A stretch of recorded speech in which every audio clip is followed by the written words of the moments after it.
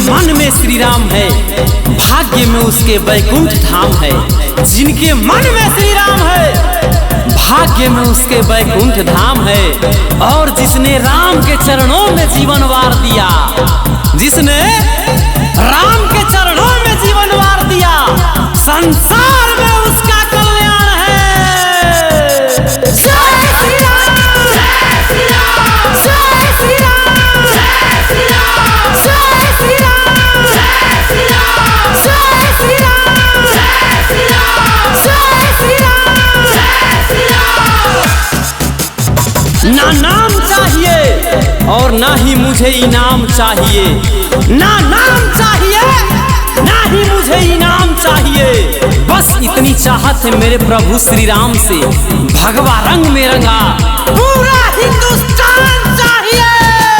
जय श्री राम, जय श्री राम, जय श्री राम, जय श्री राम, जय श्री राम, जय श्री राम, जय श्री राम, जय श्री राम, जय श्री राम, जय श्री राम। कुछ नशा है भगवा की आन का, कुछ नशा है भगवा की शान का, कुछ नशा है भगवा की आन का, कुछ नशा है भगवा की शान का।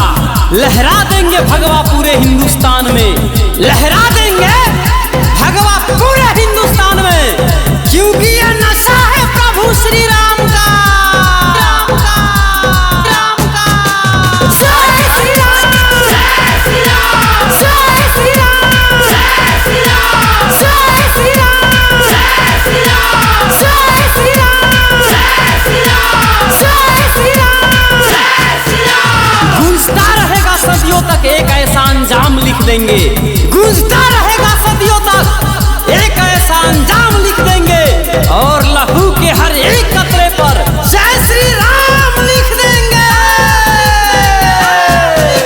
जय श्री राम, जय श्री राम, जय श्री राम, जय श्री राम, जय श्री राम, जय श्री राम, जय श्री राम, जय श्री राम, जय श्री राम, जय श्री राम। और एक बार मेरे साथ सब लोग मिल के बोलेंगे, बोलो सियावर रामचंद्र की।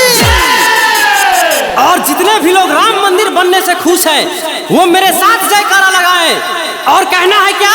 जय श्री राम, जय श्री राम, जय श्री राम, जय श्री राम, जय श्री राम, जय श्री राम, जय श्री राम, जय श्री राम, जय श्री राम, जय श्री राम। बोलो अयोध्या के राजा रामचंद्र भगवान